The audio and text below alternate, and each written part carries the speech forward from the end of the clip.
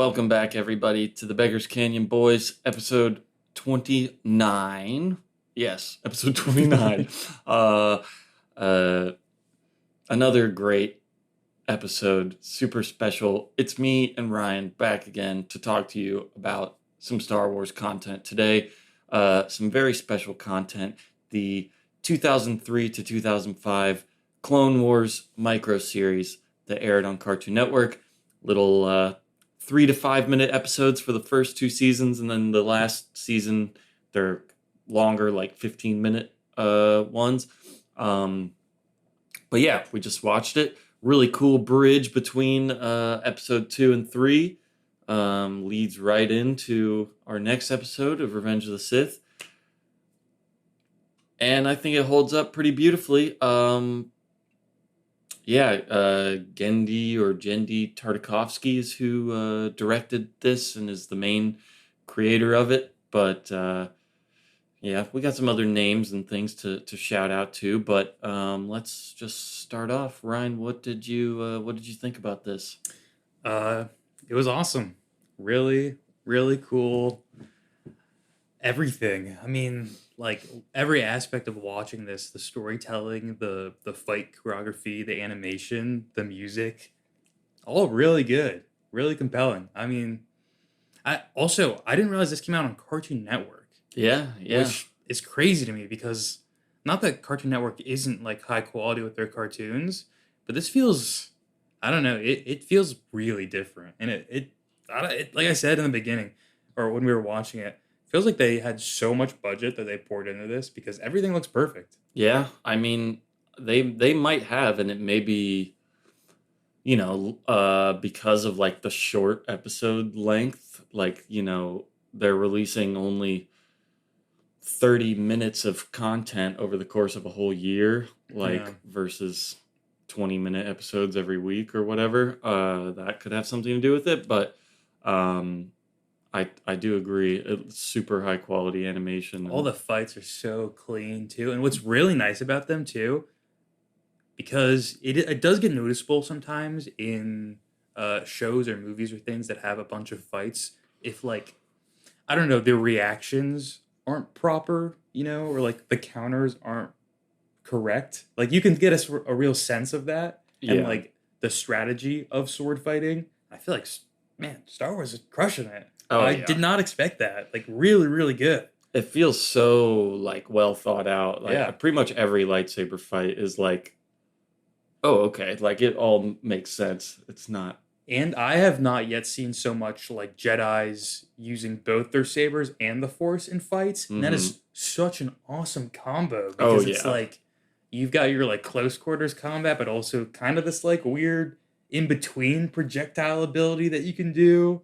That also like can be used for close quarters. Just so cool. I mean, Mace Windu, like force punching whatever he's doing there. Just nuts, dude. So cool. And I love anytime the lightsaber has the blade out and is being moved with the force. Like you only see that a pretty small amount in this, but it does happen a couple times where like Obi-Wan will throw the lightsaber into a droid and then pull it back out, or Mace Windu like just in one moment when his lightsaber gets knocked out of his hand, he just like uses the force to swing it through some guys and then takes it back. Like, just so cool. Yeah, man. I'm not even remembering like what fight this was too, but someone gets their lightsabers like sliced in half. Was that? That was Ventress when she's fighting Count Dooku. Oh yeah, yeah. I mean, a lot of really cool stuff with that. Yeah, for sure. We get the introduction of some really cool new bad guys. We got Asajj Ventress first, and then General Grievous at the end of the first part. I guess that was the end of the second season originally, but now on Disney Plus, this is split up into two parts. The first two seasons as like part one, and then season 3 as part 2. Who's the first one you said? Is that the night one, Asajj? Yeah, her name's Asajj Ventress. She is, a Night Sister from Dathomir, I guess. They don't get into that here. Wait, what is she? She's from Dathomir too?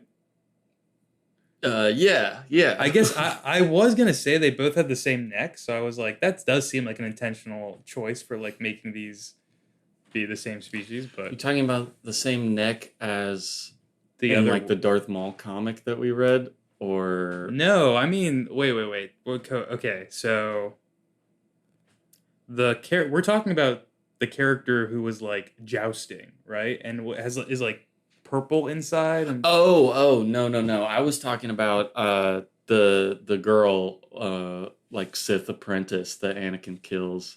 oh, okay. Well, that was the second person I was talking about Yeah, because yeah. her and that knight character have like the same neck armor thing. You're right. Yeah, Is that yeah. not intentional? I don't think so. No, Oh, his okay. name's Dirge. And what species is that?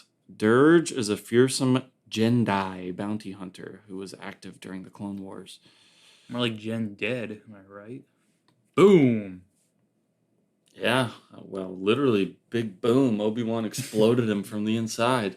Uh, yeah, but yeah, he's another cool new bad guy. Yeah. I forgot because that's my fault because I said first Ventress and then Grievous, but really first Dirge and then Ventress and then Grievous. So three cool new bad guys, Yeah. really. All very cool. Although you heard me, I was clowning on the night one a little bit because looked a little out of place. Yeah, he's like other than his bulky size, like in some pretty medieval looking armor, and he's Yeah. using like a big lance. But the Lancer droids are really cool, and he's got his whole army of like speeder bike guys with big lances. Yeah. And at It does first, get awesome. you're like, "Oh, that's silly," but then they freaking like thrust them up into the base of the ATTE walkers, and it explodes the whole thing. And it's like, "Oh, okay, so these are pretty serious." Then. Yeah, and there's so many scenes of just like the clone troopers just flying up in the sky, like being Yeah. tossed around like pizza dough. It's kind of awesome. Yeah. I mean, all the droids too, but it's funny when you see it happen to people. Yeah, I agree. Man, the clones get kind of brutalized in this a little bit. Oh my god, dude! I mean, sorry to jump so far ahead, but the one scene where General Grievous is just like crushing them, like their body parts. When he busts into Palpatine's office and then just like fucks up a bunch of them. Yeah, those Ooh.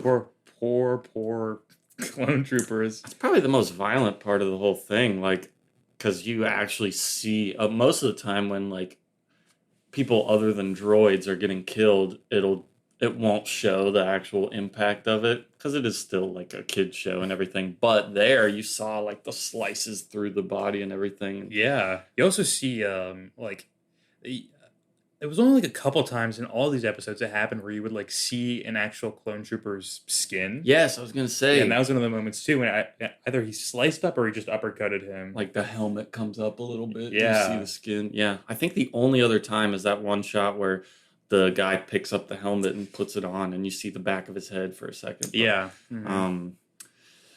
yeah, interesting that like I don't know if they're trying to do or say anything with that. I wasn't sure either.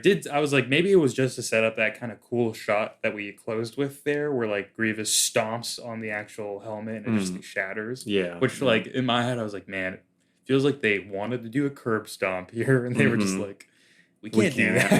Yeah. I mean, I'm sure like they wanted it to be even more brutal than it was, but Impact comes across though. Yeah. Because like you said, that is like the most brutal it is in all of it. Like at least with Grievous to anyone, I think. But I think it's cool that they don't. Yeah, like that's probably what you were saying, that they don't overdo it. So then those moments really are like impactful and stand out. Yeah, so I guess we don't have to go fully like episode by episode, but yeah, let's at least break it down a little bit, unless you have any more like overall impressions that you want to share. No, just really cool getting to see Jedi's fight. I mean, For sure. feels like we didn't get so much of this, which makes sense, but now we have the opportunity to do it and they're doing it, and that's awesome. Yeah. I mean, this is really where they just get to like flex and show their powers off like crazy. Yeah.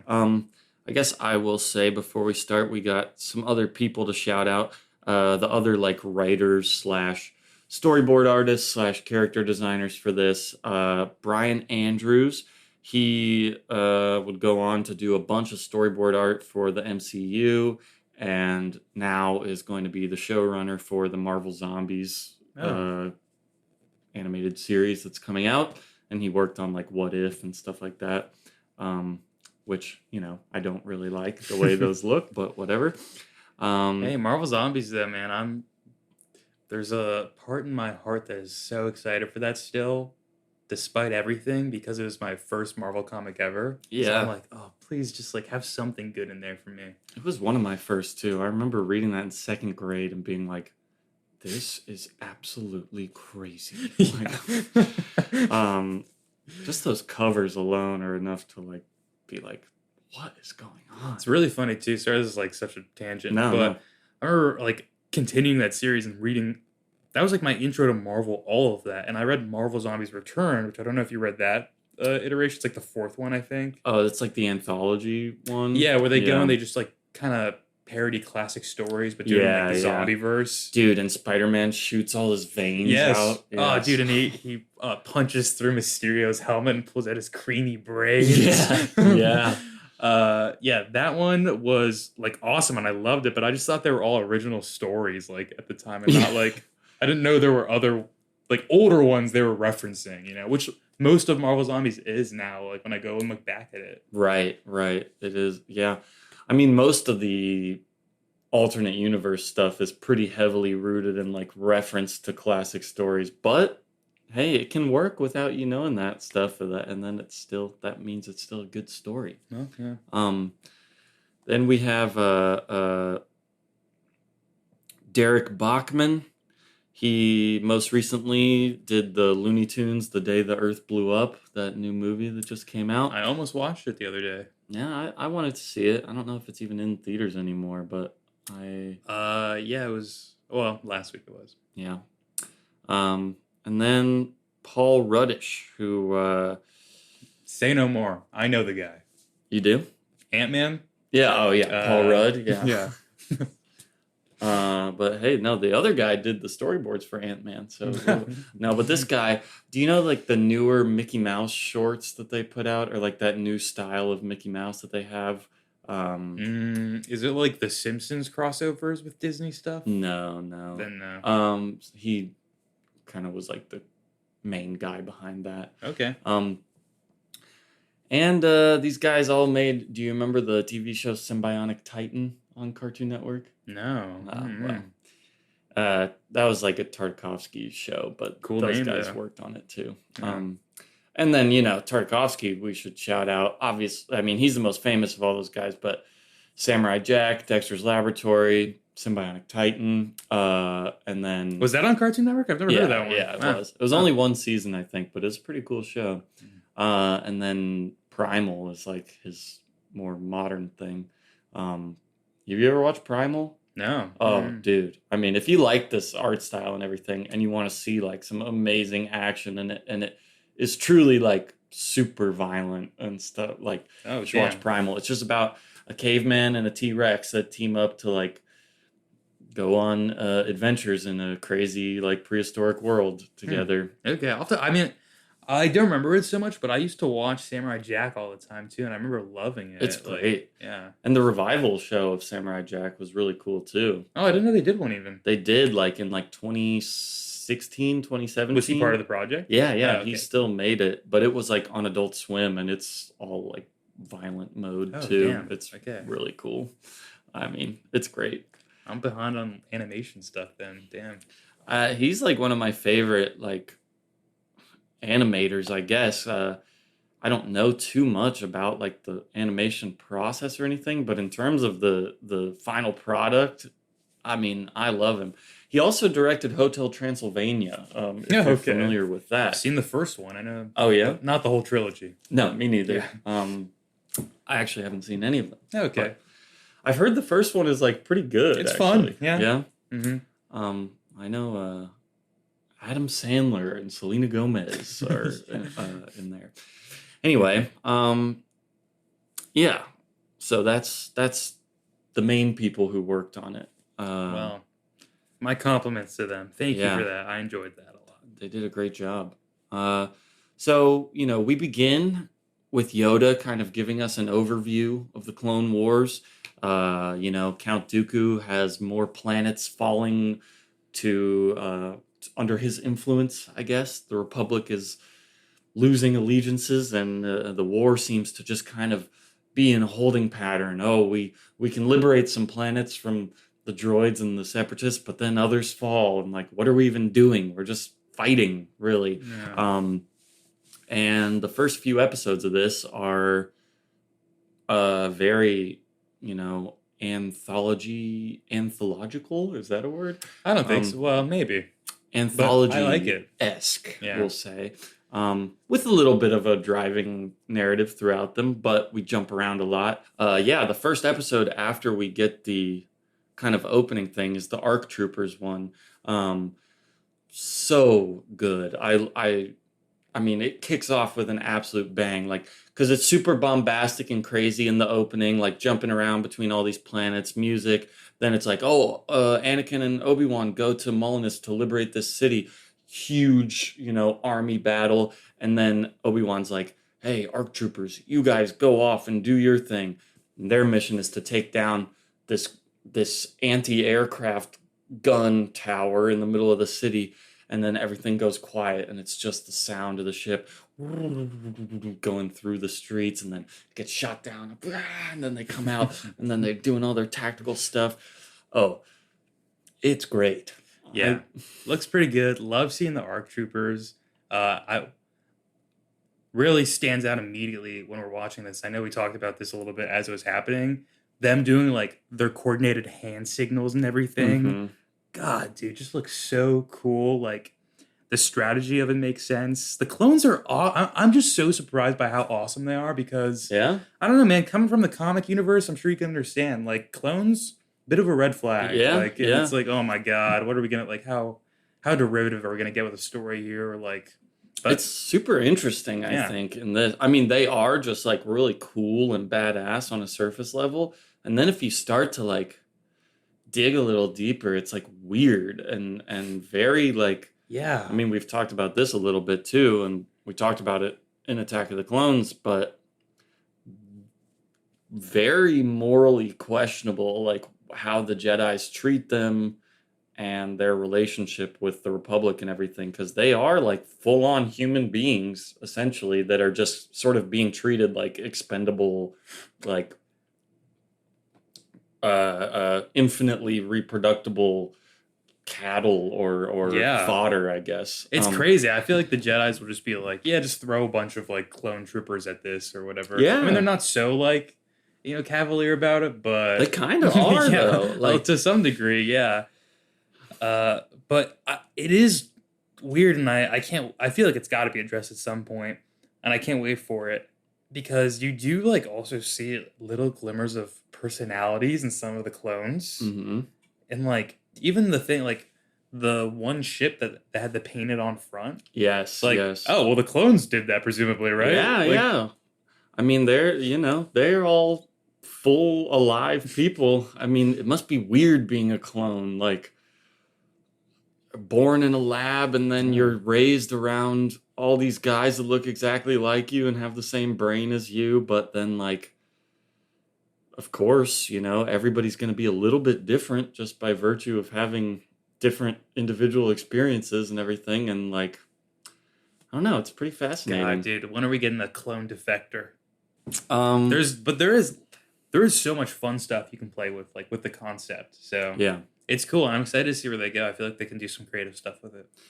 I think they do. I think, I don't want to give away anything about the next movie or the Clone Wars show, but the Clone Wars show, the other one, the more recent one, is really where, I mean, there's like, 6 or 7 seasons of that, and they're full-length episodes, and there's hours and hours of like clone trooper content there that really kind of dive into the personalities and the behind-the-scenes aspect of it in a very cool way, Yeah, I think. man, So, I'm very excited for that show now. Honestly, yeah, I mean, again, off topic, it'll definitely have some episodes that were like, okay, what the hell was that? Why did we even watch that?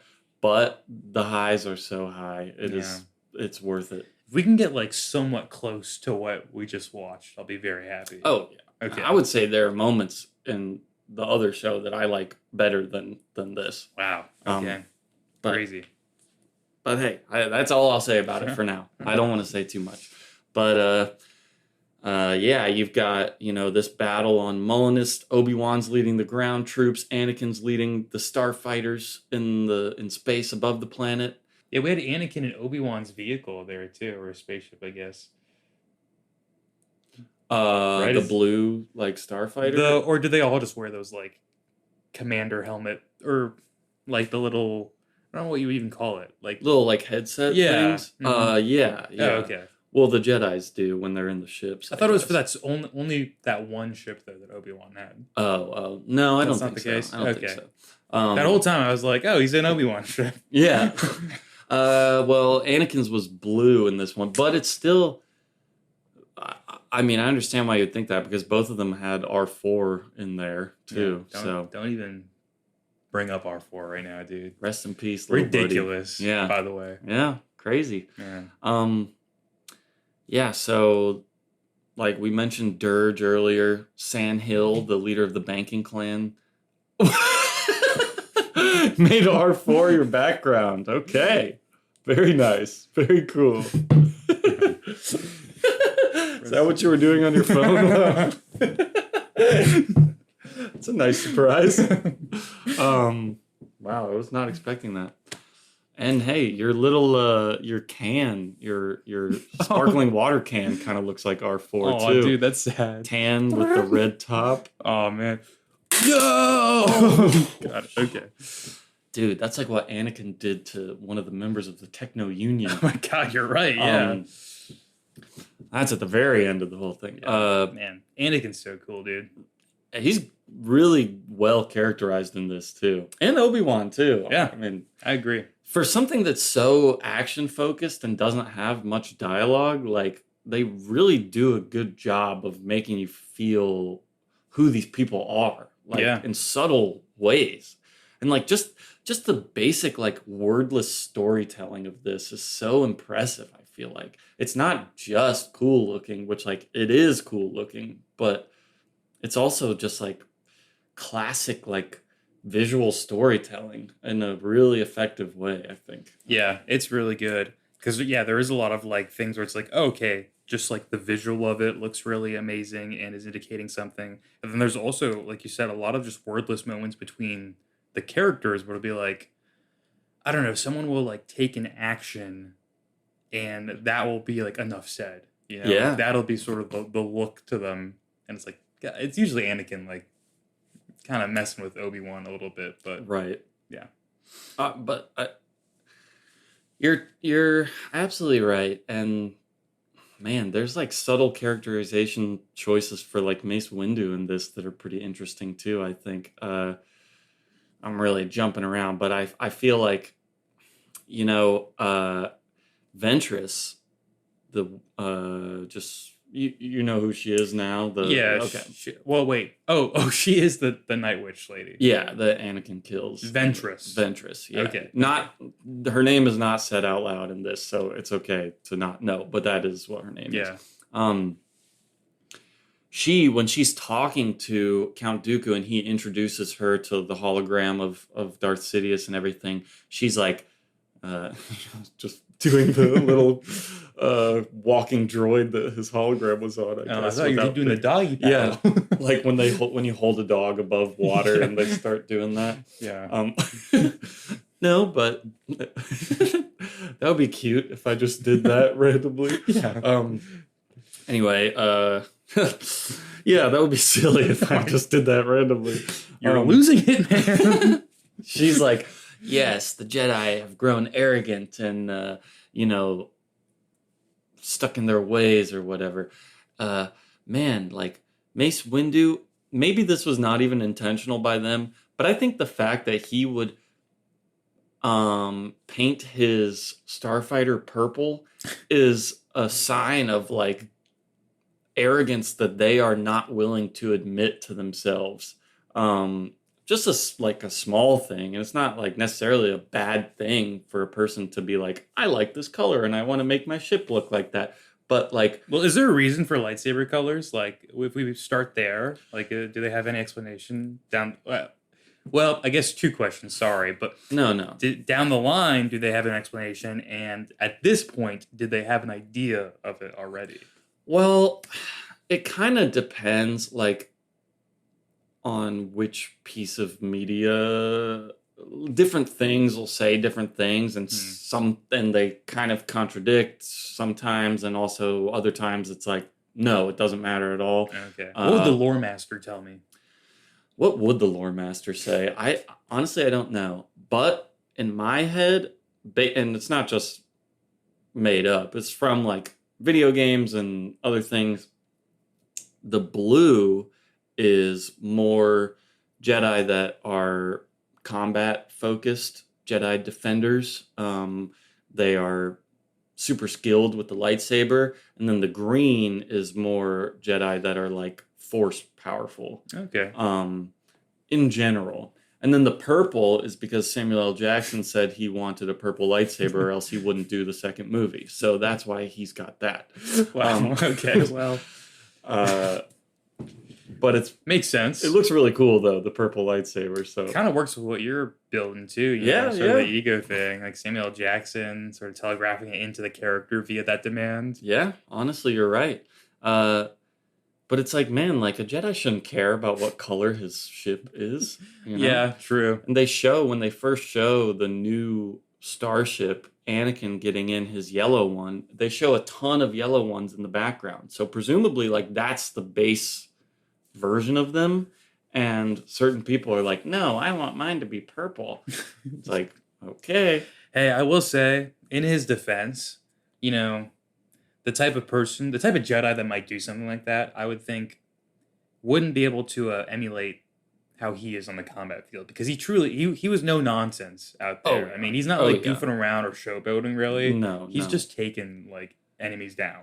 And I mean, man, like finally, we get a little bit in the second movie of backing up all the talk of how powerful Mace Windu is, but really this is what like solidifies like, okay, he is one of the most powerful Jedi. Like, I mean, I guess we can just get into his first little episode with the ground crusher. Okay, I was gonna say, thing. was that the first time we saw him like go all out? Yeah, okay. yeah. So that's a great one. He's on Dantooine and a little farm boy watching over the battle, but really just a showcase for Mace Windu destroying 1 million droids. Yeah, dude, and again, I know I got so excited about it.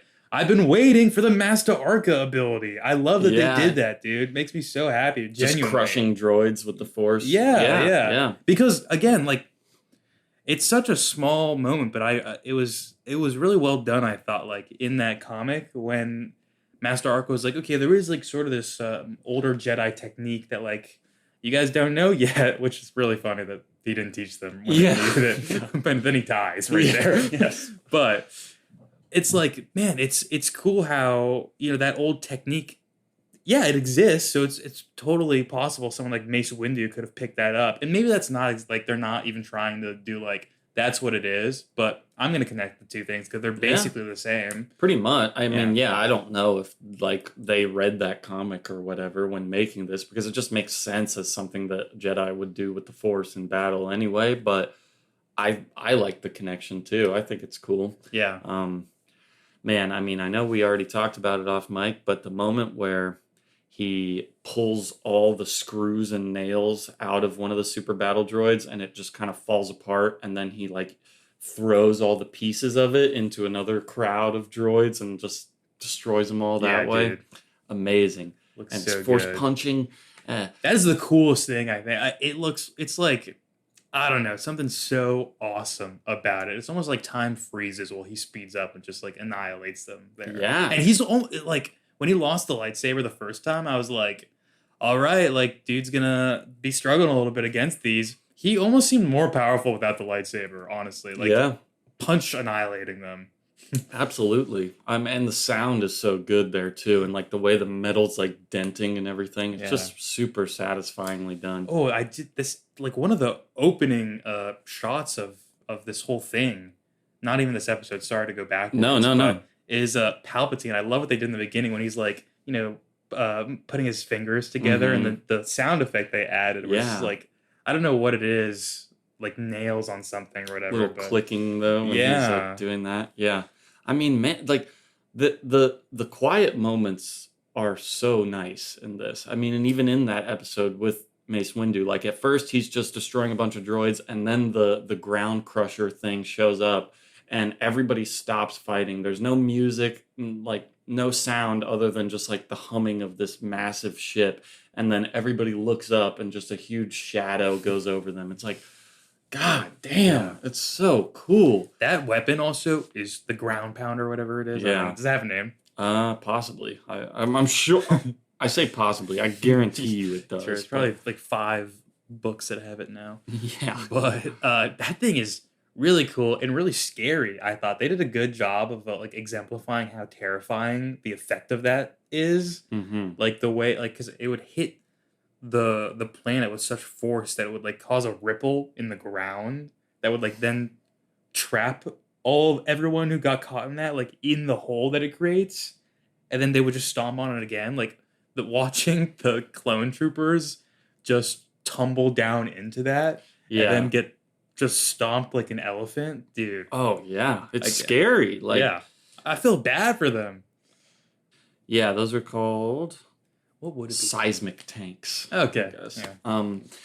Yeah, but it's so cool the way the huge like wave of dust and everything comes out. And it's awesome too, and it's a good way to show like how much above the Jedi are than the clone troopers.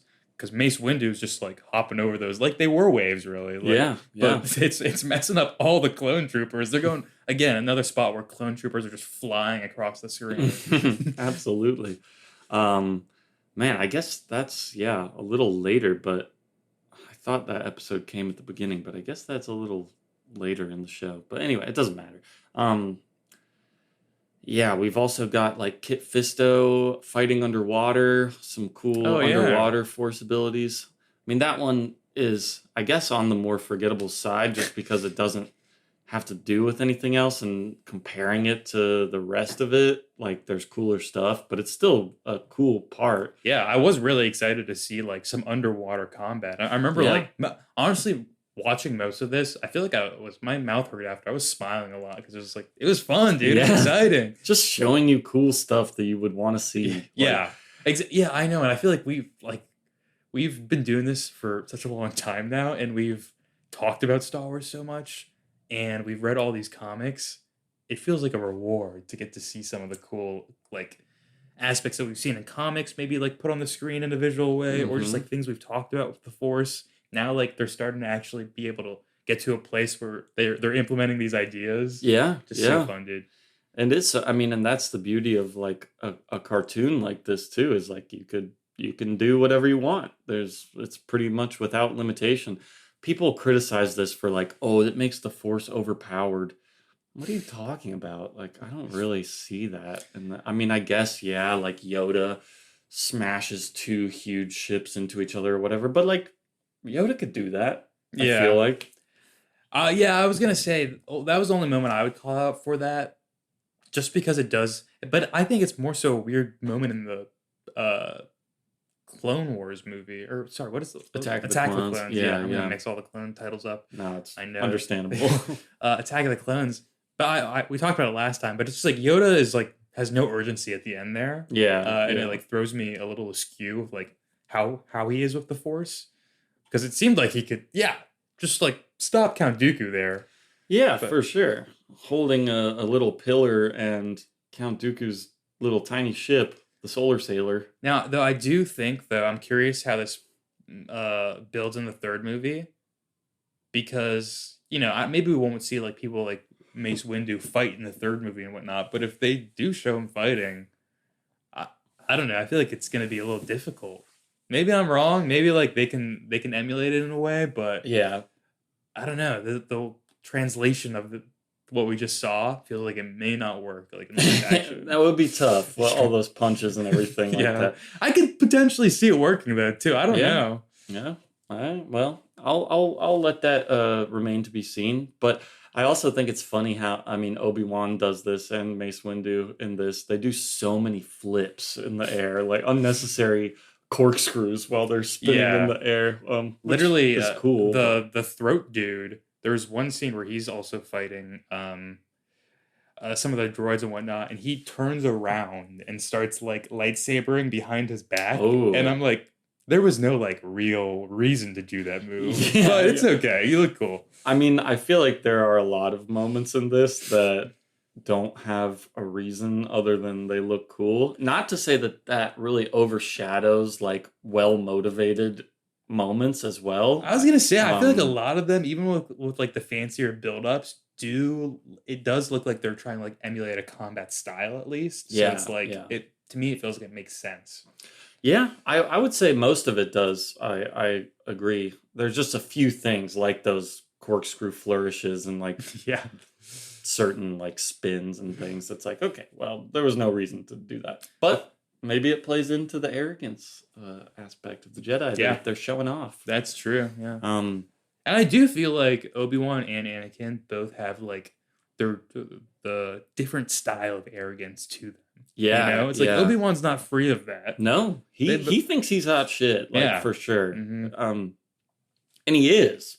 He is. It's pretty awesome. Yeah. I mean, it's kind of right around this time that he fights in where we've been talking, that he fights Dirge, the bounty hunter, a little more. Oh my god. Yeah. They have a great like opening fight where Dirge pulls out all these different weapons. He grabs a speeder bike and tries to like smash Obi-Wan with the speeder. Then he gives that away. He shoots like all these pin needles out of his arm, and Obi-Wan forces that. Then the So good. flamethrower blocks that, pulls out the guns, slices the guns away. Then he has like these little energy shields on his forearms that he's using to block. And then like Obi-Wan lightsabers him in the chest, and he just starts laughing at him. And it's like, oh boy, really cool. Yeah. Just straight up awesome. And then it becomes like a horror show. Yeah. Obi-Wan slices him up, but like, man, this species can like reattach itself together with Yeah. little Which tentacle also a thing. really cool dramatic shot that they do there, because I forget what they're cutting between, because it's like two stories going on right now. Yeah, I think it's just Anakin overhead, like that space battle. That's going on Okay, too. yeah. But just like it's like as soon as he sliced through him like the two slices, and I saw like the purplish insides that were like kind of sticking out, you're like, okay, this is something that like brings itself back together. Right. But they still did a really good job of like the dramaticism of the shot, I think, where it like Yeah. kind of reveals it, and you're like, oh, He'll be back. yeah. Just like every aspect of this, I think they just crafted really well. Mm-hmm. And his return is cool too. He like jetpacks into the banking clan headquarters, where Sand Hill is cowering nervously, and then all those clone troopers just like fuck him up like crazy, and then they're like, the room is clear, and Obi-Wan's like, one can never be too sure. Yeah. I mean, just great. And then they have such a cool fight on top of the table too. Like sometimes they'll just do a wide shot and let you watch like 30 seconds of melee moves against each other, and it's like, my god, like, Yeah. this is what I'm here for. Like, Looked really good, dude. That one especially. And also, I think I called this out when we were watching it too. I love that the clone troopers are like involved in that fight, because Yeah. I feel like there's a lot of media that will do things where it's like something like that will happen, and then it'll just focus on like Obi-Wan fighting like that enemy. And it's like, yeah, you wouldn't think about it because you're just focused on like Obi-Wan and the enemy. But it's like there are other people in the like yeah, the they're clone all troopers standing there. the Yeah, army to fight. And I feel like it happens so much in I feel like action movies I see sometimes, Absolutely. where it's like that guy's doing nothing. Like, or like you're fighting the main guy when like the lackeys are just like circling around. It's like, huh? yeah. I mean, it's such a common thing where there's like a circle of dudes around the main guy, and they all go like one at a time Yeah. to fight them. I mean, that happens in almost everything. So I like seeing this like enemy threat also just like this needed to be taken down by a Jedi because the clone troopers weren't going to be able to do it. I mean, they send like like 15 grappling hooks into him, and then they all come sliding down and shooting, but he just rips him. I mean, when he comes out of the smoke, that's when he's full like beast mode, and like his muscles are all exposed and everything, and he can just like stretch across the room and everything like Mr. Yeah. Fantastic. Like, man, is a cool villain for sure. And watching like Obi-Wan get consumed in that thing. Mm-hmm. Again, I think I've said this before. It's like, yeah, I know Obi-Wan's not going to die here, but pretty effective moment too, where it's like, because they let that go on for like a beat longer than what feels natural in something, where it's like then the hero burst out, Right. And like the one clone trooper is like still shooting at it, trying to like break into it or whatever, And they electrocute him for Yeah. a second. Yeah. No, you're right. It's really cool. And I like how gross that is too when he does break out. And I mean, they show his hair's all wet and everything, and there's goop all around the room. Yeah, Obi-Wan always kind of looks slick though, no matter what. Even with that goop, I was like, his hair's still looking pretty slick. Even when he's swimming in the sewer, he's looking good. Yeah, man. Yeah, the other thing going on parallel with this, we've mentioned it, but Ventress being kind of trained by Dooku, and she's sent to go kill Anakin, which I'm pretty sure Sidious does not think that that's going to happen. He's just, probing and testing and trying to get Anakin to fall to the dark side, I guess. I mean, we do know that, like, I guess we don't know when this ability really comes into play, but Palpatine can see into the future somewhat. This was like something he was doing in the originals. So maybe he just saw sort of the trajectory. Like, if I push him in that direction, he'll draw blood there, get another kill under his belt, get darker and darker, angrier, angrier. Yeah. And I mean, I think it's constantly the thing of like, okay, well, if Ventress could successfully kill Anakin there, then he's not who we thought he was. True, yeah. So we'll move on to something else. But she couldn't. No way. But I mean, wow. Awesome moment between Obi-Wan and Anakin too, because he's like chasing her in the ship through the city on Molnist, and then like Obi-Wan's like, this is clearly a trap to bait you, bro. And he's like, I'm gonna chase her, like I want to, essentially. And then they go to freaking Yavin 4, baby. And I do want to say though, even and I'm sorry to obviously jump back to the fight, but no, please. Even after Anakin is still like, you're right, it was a trap, but I won. Yeah. So like it was good. It's like, dude, you never can like admit these faults. Like this is why you're on the wrong path, Anakin. Yeah, you need to look inside, do some deeper introspection. And like, what do you mean you won? Also, like, yes, if two people are fighting and one kills the other, I guess you're the winner. But like, the whole thing could have been avoided in the first place. It's like what Yoda said in Attack of the Clones, like, victory? You think this is a victory? Like, people died.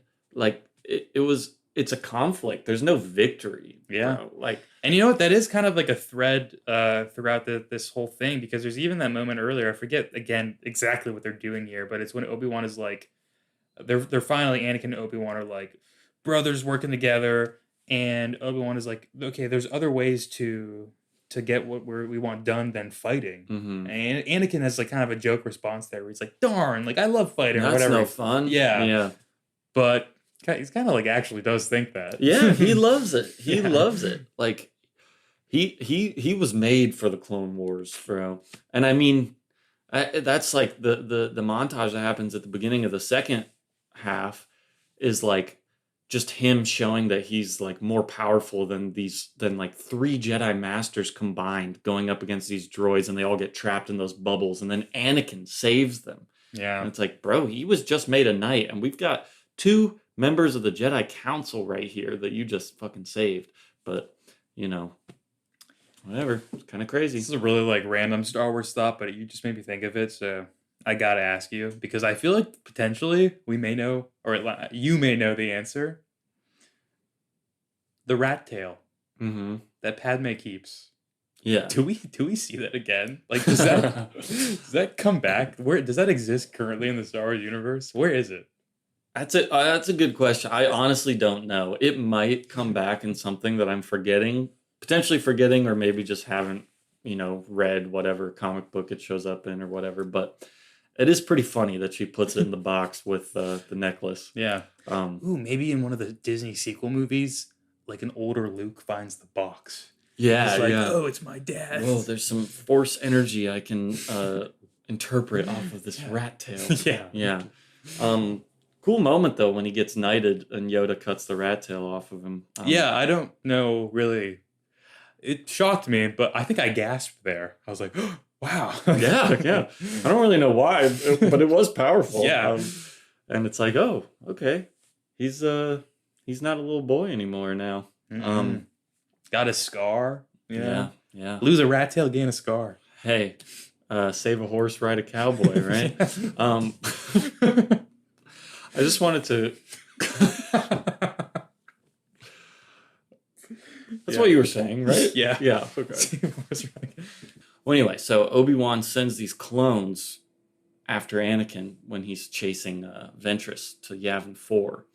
And pretty cool to see the clones like going through the trees and then just get messed up by the Force. Yeah. Like, Another brutalization of the clone troopers Yep. here. Yep. But yeah, that is it is amazing to see them just sort of get picked off one by one. Or it's kind of like you think that's happening at first, where like she's trying to do it more subtly and strategically, and maybe that's how it started off, but she just sort of really picks up the pace of it and is just like taking them down in front of each other by the end of it. Pretty much, yeah. And then she explodes both of the ships, and there goes R4. Really, yeah, truly. A little moment of silence for R4. All right, so then they have a really awesome extended lightsaber fight that's really, really good. I mean, a lot of great moves. I like the part where Anakin's falling and he uses the Force to grab a vine, and then he's swinging, and then she cuts the vine so he falls some more. Really cool. Yeah. And right before that, even, he's on the branch and like she's hiding, and without even like looking at it, she just senses where he is and snaps the branch. Too. Yeah, I think it's so cool. That's great. Then they go to the Masasi Temple on Yavin 4, where Exar Kun, his spirit, is trapped. So that we Do you know think he saw that? Yeah, I believe so. There's a lot of dark side energy in this place. Wow, that's gotta be so exciting for him. Yeah. After all that agony. Finally, something to watch. Yeah. Yeah, and I'm sure he feeds off of like the dark energies that were being created there. Yeah. So cool when it starts raining and the sizzles off of the lightsaber blades. Oh my god. I was like racking my mind. I was like, have we seen this in Star Wars before? Like anywhere where like it's been raining during a lightsaber fight and something like this happens? I don't think so. But that was such a cool effect. There were so many really cool visual shots in this fight in particular. Also the one where it's just like, I forget what they're on top of at this point, but it pans out and it's just them silhouetted like lightsaber battling each other. Just like, it looks so beautiful. Like them against the backdrop of like, I don't know if it was the sun setting or just the color of the sky. Well, there's the huge red planet of Yavin looming over the moon that they're on the whole time. Looked amazing. Beautiful. And then at the end of this fight, he gets his lightsaber knocked away. And then he just like grabs her hands. And this is when we're like, uh-oh, he's going rage mode. He takes one of her lightsabers and starts really doing his classic Vader overhand smacks.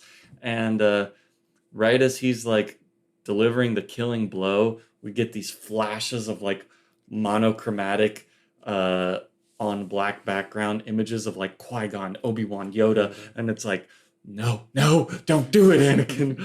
Think about everything. And it's like, wow, this is a big moment in the Force, or at least that's how it made it feel. Yeah. It was awesome. I think you said you got chills, and like I literally did. It is that kind of moment. It's like, wow.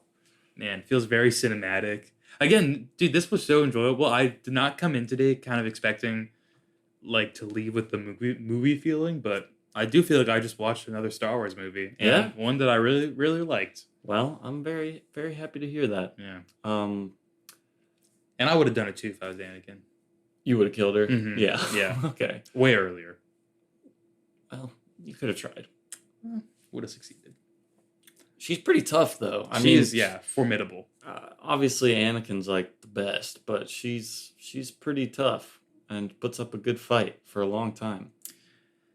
I'm curious. We'll have to see if I wonder who Count Dooku is going to go down to. If it's Yeah, going to be Anakin or Obi-Wan or whatnot. Because I would like to see now Anakin have a fight with Count Dooku after. little be- rematch. Yeah, Yeah, because Count Dooku was stronger than what is this woman's name again? This night. Ventress. Yeah, than Ventress clearly. So, hmm but Anakin's stronger than Ventress too. Yeah, Anakin's stronger than Ventress, but we saw at least at the end of the second movie, he's not stronger than Dooku. Yes, yeah. Yeah, he gets messed up by Dooku pretty fast. He's grown now, though, dude. Oh yeah, That rat tail's gone. now his hair is all long. Yeah. Hey, yeah. Yeah. A little rhyme there, dude. Nice. I didn't even realize, but you're right. Wow, I guess that's just You just rhymed again. natural. I did? No, No, I didn't think so. Oh my god, I did. I could gaslight you into think you had a disease where you just rhyme all the time now. Well, you could easily gaslight me into thinking I had a disease, but maybe not a rhyming one. Yeah. Pretty neurotic about these things. Okay, there's so much more stuff I want to get through, so we gotta speed it up a little bit. Not your fault at all. No. I mean, we did just watch like 2 hours of an anthology, like you said, a bunch of different things. So there's a bunch of little things to talk about. Absolutely, yeah. I mean, and we said after the second part feels less like an anthology because it really is just two main stories going on. But the first part is, like we said when we finished it, like, wow, that felt a lot longer than an hour because well, not in a bad way, but it's just like showing us a ton of stuff. Yeah, and then the second one did feel, it felt much quicker. Yeah, Yeah, for real. It was like, oh, it ended? What? Because I guess those are like longer 15-minute episodes, and so it feels like it. But anyway, so the least cool part of this first one is, I would say, the sequence on Ilum. We've got Master Luminara Unduli and her Padawan Barriss Offee talking about the Kyber crystals and the creation of the lightsaber, which is some cool lore there. That's part of the trial of the Jedi, is to go into these Kyber crystal caves and pick out the crystal and build their lightsaber. So it's cool to see that. But then there's a pretty non-essential part where these chameleon droids come and attack, and Yoda and Padme show up. And then there's like a little adventure with Padme and C-3PO and R2. Yeah. Anything you want to say about that, or should we just skip it?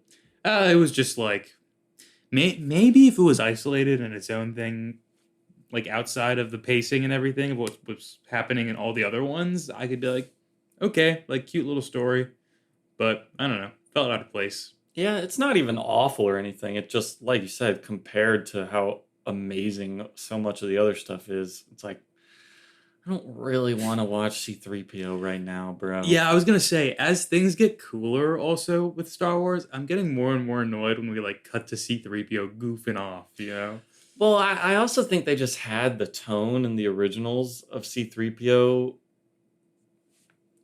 It just meshed with the story better. And he doesn't work as well. He's less well written, but also too much of a contrast and like the war. Like I don't know. Yeah, no, because I do think there's like, it is weird because there is like definitely.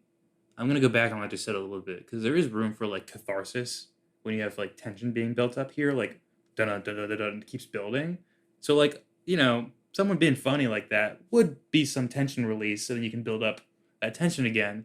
But like the style that C-3PO, his comedic stylings don't match for like what we're seeing here. Yeah, Like it's not the right comedy. Well, I agree, and I think the only moment that is actually funny of his is when Anakin and Padme have a little secret rendezvous in the alleyway, and then C-3PO like interrupts them making out, and then shows off his sexy new gold body, and literally like he opens this robe up in like a very like striptease-esque burlesque way, and then the music like goes all like Yeah. like does a pan down of his body and everything. Yeah. Like that was pretty funny, I thought. It is funny, yeah. But it's super out of place yeah. still. So that your point does still stand. That moment is like, it's funny, but it's also so weird for me. It's very strange. He's like got his like knees like pointed towards each other too. Yeah, like it's very sexualized, very strange. yeah, I don't know. But Um, hey, we got gold C3PO now, so this is where that comes into play. I guess they felt like they needed to at some point address that. yeah, yeah. But all he says is like, well, to be, working with a senator, one Yeah, must look the part and yeah. stuff. But did you notice how in Attack of the Clones, that's kind of like Anakin and Padme as wedding gifts give each other their droids? R2 has kind of been Padme's droid, and C3PO was Anakin's. And then when they get married, they kind of switch them off, and Oh, R2 becomes Anakin's, and C3PO sticks with Padme. well, that's sweet. Um, yeah. What Just about a R little. four? R4's dead, bro. Mm. What about R Exploded. six? That's purple your, one. your name for Mace Windu's? Yeah. Funny that, his droid is also purple. Yeah, Yeah. I know. Uh, Whenever I see like a multicolored droid like that, or like a more colorful one, because R4 didn't make me think of this, but purple's like a more eccentric color. mhm. So I think of the droid harem whenever Oh, I yeah. see something like that. You know? Absolutely. Absolutely. Because they all kind of like have pretty earthy tones, except for like R2, but he's supposed to stand out as like a main one Yeah. or whatever. But you're right. By the way, I mentioned that I love the animation, and the character designs and everything look really good too. R2D2, I don't know. Every time he was on screen, I was like, man, he looks so clean and crisp in animation. Yeah. Like, Yeah. he looks really good in animation. I He don't know. does. He looked cool in this Yeah. too. He doesn't really do anything in this, but he looks good. Yeah.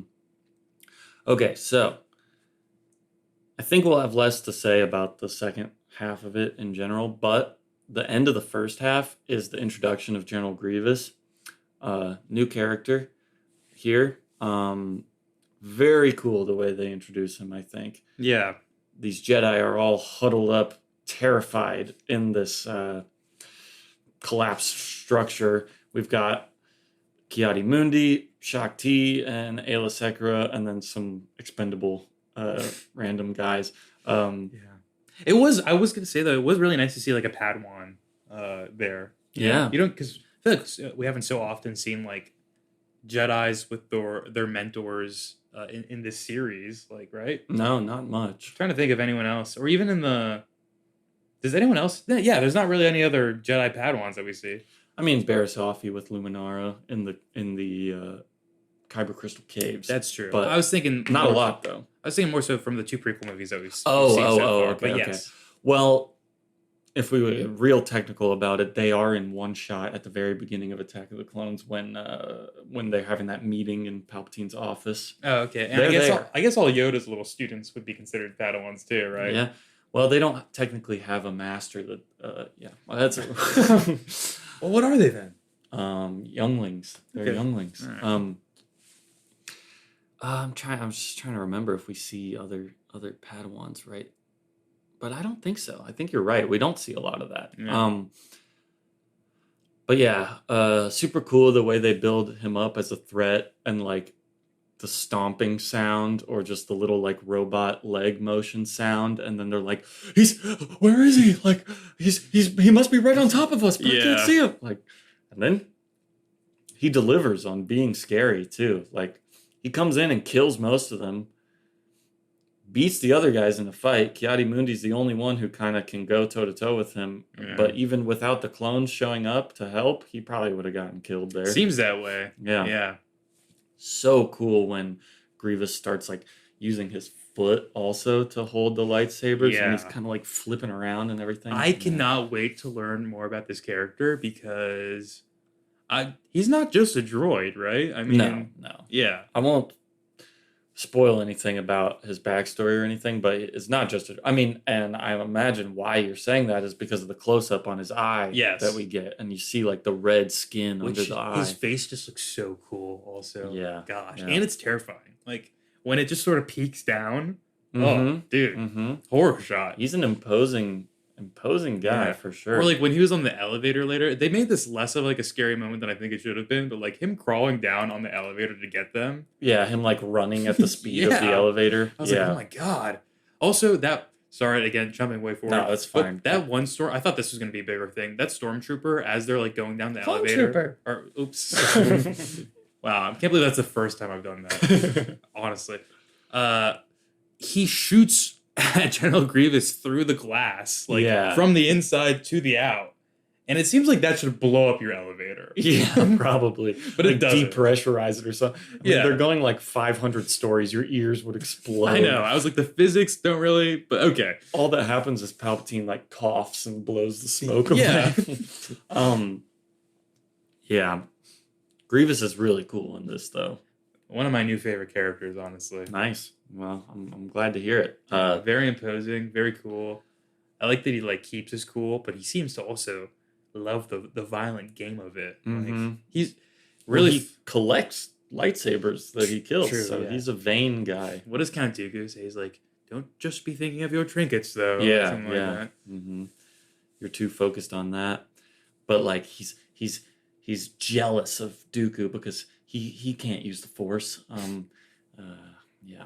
I know Dooku using it during their little sparring session. I feel like it was pissing off General Grievous. Yeah. I don't know if I'm reading into it, but no, I think that's intentional. Just like you will always be beneath me because I can use the Force. Yeah. Like, yeah. Pretty Pretty cool. Dude, honest, I mean, as I said earlier, using like, your lightsaber with the Force as a combo, it's so cool. Beautiful. Right? And you're like, if you can't do that, you're gonna lose. No way. No, you're right.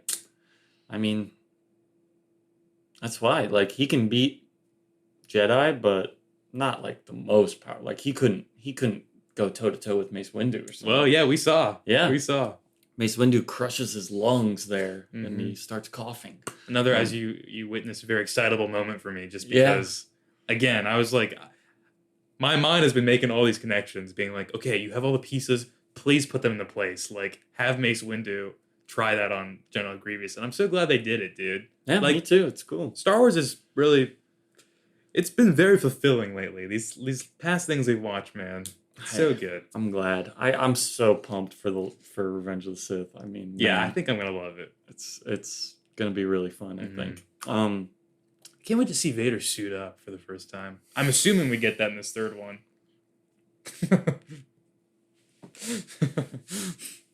I don't even really remember.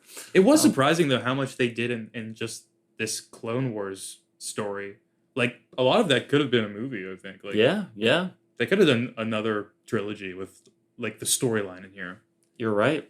The second half is a little, I guess, more of a regular, straightforward story. There's two parts going on. There's Obi-Wan and Anakin dealing with this planet where they've heard like, oh, this is where Grievous goes a lot, so go there and try and kill him. But really, it's just to get them away so that the droids can invade Coruscant and kidnap Palpatine, which is all just a staged thing from Palpatine in the first place. But it's essentially them like liberating this population. The men have been like trapped and experimented on by the Techno Union. And then the other half is the invasion of Coruscant, where we see Yoda and Mace Windu just going crazy on a bunch of droids. Yeah. And that one shot of the ARC Trooper, shooting with his main gun and pulling the pistol out and punching, and then so amazing. But it's the camera work in that shot. Like something about it is very different there. I don't know. Just little moves like to highlight certain things. It works really well. Really cool shot for sure. But yeah, we get a cool vision of Anakin like has to undergo this kind of trial like in the cave of the mother or whatever, and he sees these cave paintings start to come to life, and sees like if there's something to do with like his ghost hand or his metal hand that these people revere, and we see this hand be able to protect the people that he loves, but eventually it consumes everything, and then we see all these lines turn into Darth Vader for a second, and you hear Padme scream out, Anakin! It's just a cool little moment. Yeah, a little vision quest for him, but yeah, very cool. Mm-hmm. And then he goes into rage mode again after liberating these people and crushes the Techno Union guy's throat. Gosh, I know. Man, whenever... Another like really really good utilization of like holding back with Anakin, because whenever they do something like that, it's shocking. Yeah, yeah, It's like, wow, you can always do that, and you don't. And when you get angry, you do. yeah. So We see like, man, he wants to be good, but he loses his self control sometimes when he mhm. gets mad. And I love the Jedi idea of them sort of expediting him to become a Jedi Knight, Yeah, because yeah, it does also feel like, again, like one of those faults of arrogance of the Jedi, where it's like, okay, we're doing this for like reasons that are less so based on like the tradition and the Force and if he's ready, and more so because we know he's the chosen one and we need him in the war and we're low in numbers. So right. it's for us, really, not for Yeah, him. but they all kind of like justify it to themselves. Mm-hmm. And Yoda, especially, is like, hey, trust in the Force. Like, this is what's supposed to happen. And then everybody else is like, I guess so, if you say so. Yeah, again, I said this when I watched it. Again, I find it a little hard to buy that Yoda like was on that page, Yeah, but yeah. I do see what you're saying. Where it's maybe he's just like force blind to it at the time or something. Yeah, I mean, if I was writing it, I would have everybody else be like, we should do this. And Yoda's the one who's like, no, we shouldn't. But if everyone else thinks so, I'm getting outvoted. I guess there's what can I do? Yeah, But, but you that know, element's great. I really like it. I like that scene where you get some other Jedi's talking. That's just fun to see. Like Oppo Rancisis get to talk, Adi Gallia, um, Ivan Peel. They all get to speak for a little bit, which is Yeah. nice. Yeah. Then I guess Grievous reveals toward the end he actually has 4 arms. When those two Jedi think they kind of are putting up a fight against him, then he reveals, I haven't even been using my powers to their full extent. Yeah. I have 4 arms, and he kills both of those guys. Yeah. I have 4 arms and he kills both those guys. Yeah, he just has super strong 4 arms, and he just knocks them with them. Yeah. That is sick though. Man, it's a little bit of a bummer though that all like Darth Maul. I just had the image in my head of forever, so like it's been spoiled for me, the double lightsaber. Yeah. Same with General Grievous. Like he's so popular, I guess, probably. Yeah, just that I've seen him before. So I've seen him in, like I told you, in an image where he's holding, I think, like 4 red lightsabers. You know? And I think like a 3D model of him. So I probably saw like an old Cartoon Network commercial or something. Yeah, maybe. Yeah. But man, I do wish I got to experience just like The reveal. completely pure. Yeah. Yeah. I mean, it's one of those things that I didn't even have properly revealed to me when I was a child because of like toys and things like that already kind of spoiling it. Or Yeah. just like playground talk, even of just like, yeah, he's got 4 arms. And like, that was just a known thing. Like, I don't even think it before- diminishes it really that much though, because it's still like a pretty crazy moment Mhm. where it's like, okay, these Jedis are done for now. Yeah, yeah. I really love Palpatine in this. I mean, I know I said it to you off mic, but there's a part where he's alone with those 2 like younger Jedi going down the big tunnel or whatever, and it's a super quiet moment, and he's just kind of like staring while they're in the back there, and I was like, oh my god, like he's gonna kill them right now. Yeah. Like, and no one will know. But he doesn't. But whatever. He's still just us as the audience knowing who he is, like just him being on screen alone with these guys that we know are not really that powerful in terms of like Jedi power rankings, I guess. You're worried for them. Yeah. And then like, man, the part where they come and start fighting, and then he just kind of like steps back into the shadows and smiles a little bit, and it's like, man, you piece of shit. Really makes me wonder now too, because as I told you originally as we were watching it, I thought General Grievous knew Palpatine was like in on it. Yeah. And leading it. So I'm curious what would have happened if Palpatine even had to reveal himself or did there at the end and like killed one of the Jedis as Grievous was fighting him, like what the reaction there would have been. I don't know. I'm curious. I don't have like a strong sense on like how Grievous would react in a lot of situations. Like I've gotten Like he seems pretty calm and collected to me, but like also pretty brutal and like I think a great like little moment to exemplify how violent he is and like just how on a mission he is with it is when they're all sort of it's like a sequence where they're all jumping over basically like a metro barrier or whatever. Oh And yeah, yeah. Grievous is at the very end and he just like lightsabers through it as everyone popped it. Yeah, it's a pretty funny like joke moment, but still a believable character thing too. Because it's like, please insert two Republic credits, please, and then like all the Magna Guards go, and it's like, please, please, please, please, and then he just destroys it. Yeah. Pretty cool. And that man, that's a great fight sequence too in the train station with all the trains going on. And I like how Shakti uses the Force to tie his cape around one of the trains, and then it pulls away. Yeah, that was really cool. I was like, okay, when's someone getting force thrown into the train? When's it happening? I knew it was gonna happen in that fight. I was like, Yeah. they're gonna do it once, and they did it. It does. Yeah, The Magna Guard's such an awesome design too. that was The pretty guys cool. with the- So those are something you'd seen before you didn't know would pop up back in this, or I forgot that they were shown first in this. Yeah, we'll see them again in some stuff. Okay. Yeah. Trying to think about anything else to discuss. Really, it's great. It's great all around. I would say the weakest part to me is the whole thing of like Anakin liberating those mutated guys. Like yeah, it's sort of weird connotations and white saviory, and the people are coded as a very like generic native, just sort of a blend of iconography from all types of different cultures put into one like like old shaman and like painted tribal designs and things like that, and then like they got to be saved by super strong white guy coming to free the people and everything. Like yeah. I think they literally worship him. At the end there. yeah, they're like they all like pray to him and stuff, and it's like okay, They rip off their like mechanical gun arm. yeah. I mean, it's not great. It's not like the worst thing in the world, I guess, but To me, it's like it was the big fault of it was kind of visually more boring than a lot of it to me. But Yeah. then I don't know. It kind of felt like a weird. I don't know. You could have done that same sort of journey, but in less of a setting that is.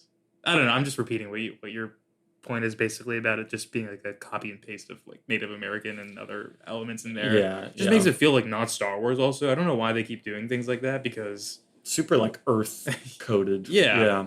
it's like we all know what you did, like because we live on Earth and have the context of cultures here. So we know Yeah. you just took like three cultures and Smush them like, together. very surface level blended them. There was another moment like that too that I can't remember, that felt a little too like based on Earth, but I can't remember, so whatever. Oh, was it when I called out General Grievous saying like, Oh, it's time for you to leave this planet, and, like when he was saying like I'm gonna kill you, but she could just leave the planet, on her ship.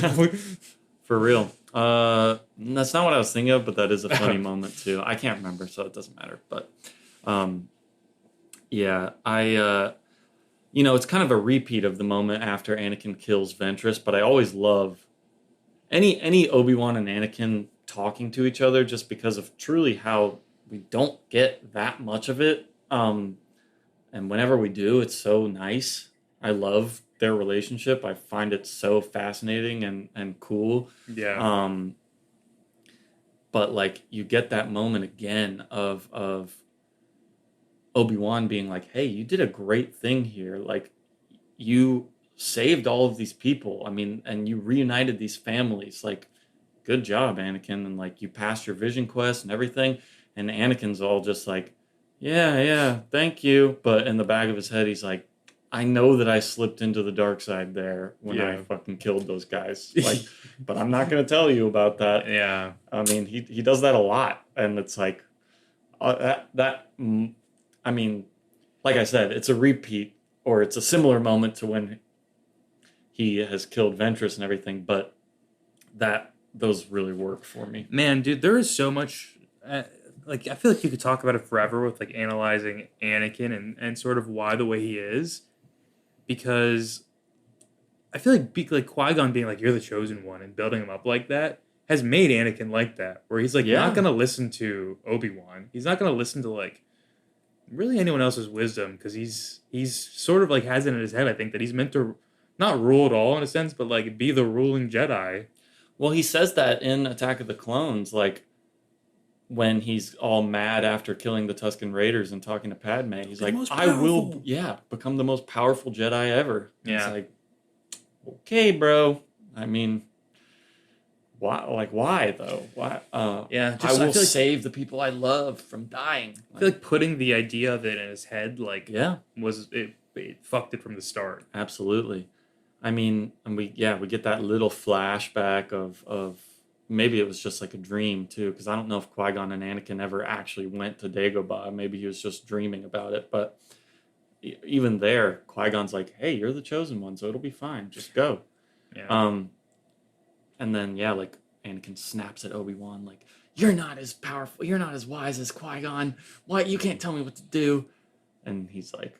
And like you said when we were watching it in that moment, like Obi-Wan is too chill about everything. He's so forgiving. He's so just like, I understand, man. It's crazy. I miss him too. Because Anakin freaks out at him right when they're about to be like, yeah, we're like accelerating you and you're about to be a Jedi Knight. We're all here to do the ceremony. Like, congrats.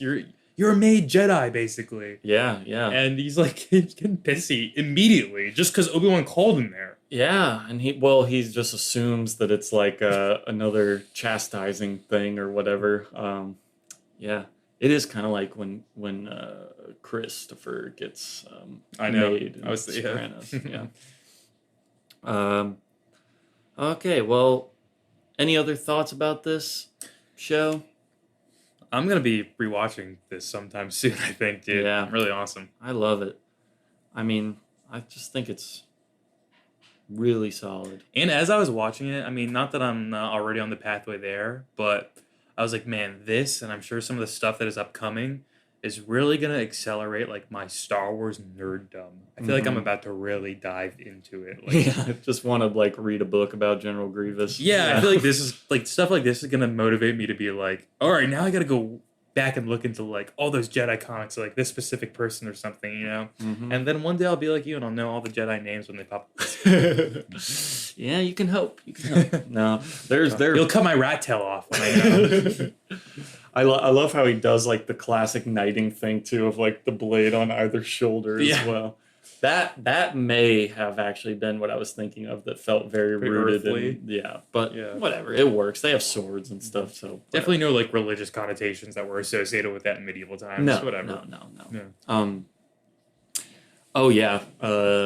Super cool when Mace Windu punches into the Vulture droid and pulls out the wires and then starts flying it around. Like, I love that part. Yeah, just so many cool moments. I'm sure we're forgetting other cool things, but it's probably not super great podcasting to be like, that was cool. Yeah. Unfortunately, though, this was just fucking super cool. Yeah. I mean, unfortunately, overwhelmingly cool. I wish it wasn't. I wish this was another holiday special. We got to hear some TV stars do some singing. Yeah, there were no songs in this, bro. Dude, isn't that crazy? Like, same universe. Yeah, for real. Gonna get you back to your family, Chewie. Yeah. We did see some Wookiees in this though for a second. True. Yeah. And the droids are apparently invading Kashyyyk. Gosh, you think Lumpy's holding it down? Or what? Yeah. Is Lumpy one of them? Yeah. That's Chewbacca's Lumpy, is it Lumpy, Itchy, and Mala? Yeah. Dude, nice job. Lumpy and Itchy sound so stupid that they sound wrong. Yeah, but that's what it is. No, there we well, go. It's a stupid thing.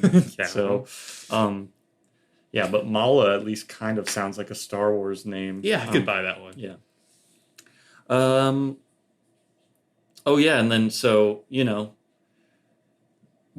this ends with Palpatine's been kidnapped by Grievous. There's a huge war over the surface of Coruscant. Anakin and Obi-Wan get called back from the Outer Rim to Coruscant. Also, there's a moment where it's like pretty heavily implied that Anakin and Padme are having sex in this. Isn't that when Luke's born? Isn't that when Luke's born?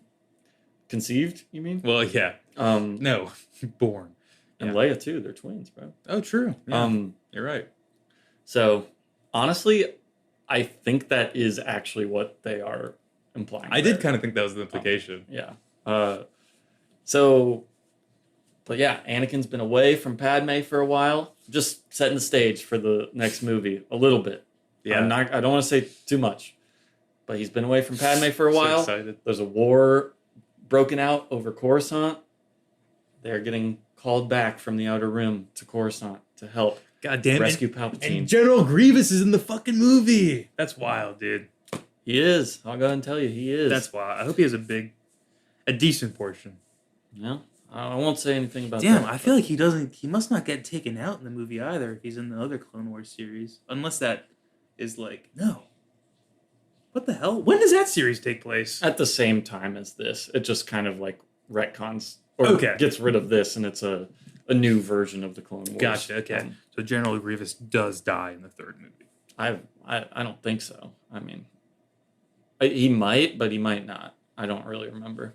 Okay. It's Darth Maul. Yeah, Oh my god, what if he is Darth Maul? Wouldn't that be crazy? that would be cool. Because Darth Maul got split in. Right? No, Yeah. I know. Yeah, and then they just use like little bits of his body to create some cyborg. That would be wild. Nah, it's not what happens. Or is it? I don't know. I don't know. I'm like, that's kind of... It's really cool. Look, man. We're gonna watch it in like 5 days. all right. So. All right. Okay. Yeah, but the stage is set for the next movie, and I'm super excited to watch it. To all you listeners out there, we'll be watching Revenge of the Sith Friday night, April 25th. I'm not telling you which showtime. It's probably sold out, the one we're going to anyway. At least almost. So let's tell them. But then you know what? I'll go ahead and shout out, after the movie, I'm going to be DJing at the bar Thai Angel. You think someone's going to come? Probably not. Yeah. But just in case, I'll shout it out there. 11 p.m. at Thai Angel. And who's to say if there will be like some Star Wars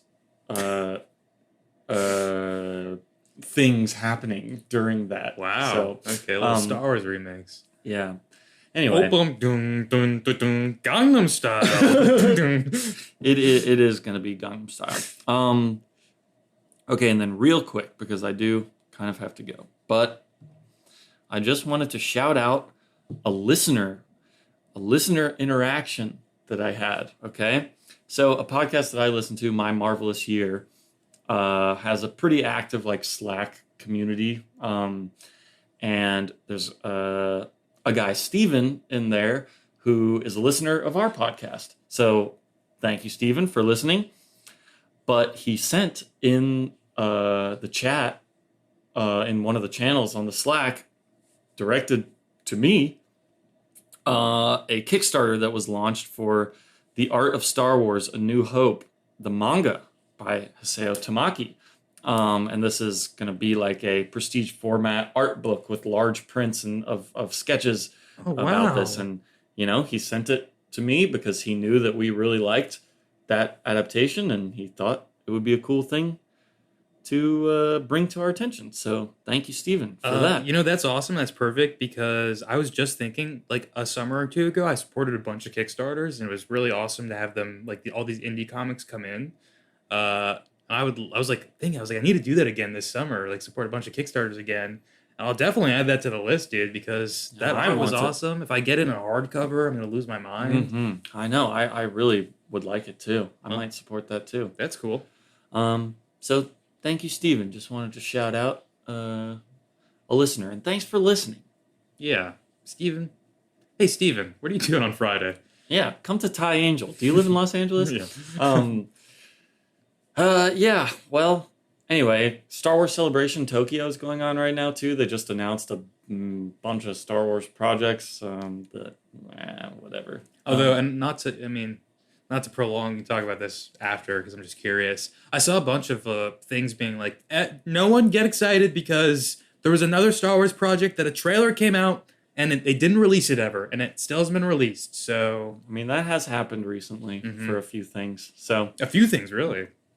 well, they've like made announcements about things that have then just been kind of delayed, and it's like, is this ever going to happen? Maybe not. Okay, interesting. But they put a release date for the Ryan Gosling one, Star Wars Starfighter, directed by Sean Levy, the guy who made Deadpool and Wolverine. Fucking stupid ass piece of shit. Oh wow. Okay. The movie, not the person. Maybe he's a nice guy. Yeah. That's interesting. I guess they should do Ryan Reynolds, but they should just completely dress him up as like a Twi'lek or something. Yeah, Like, not even. I don't want to see Ryan Reynolds in Star Wars. Me neither. This is Ryan Gosling though. They should take Ryan Reynolds though. I agree. And he should be a Twi'lek in the movie. He should be like Jabba the Hutt or something. Yeah. A little recast. Yeah. All right. Well, sorry to cut it a little short or rush the ending, but I do kind of have to go. No, let's. I'll keep talking, so I'll end it here. No, you're good. Yeah. But that was great. Thanks for watching and talking about that with me. And thank you guys for listening. And shouts out again to Steven. Hell yeah, Steven.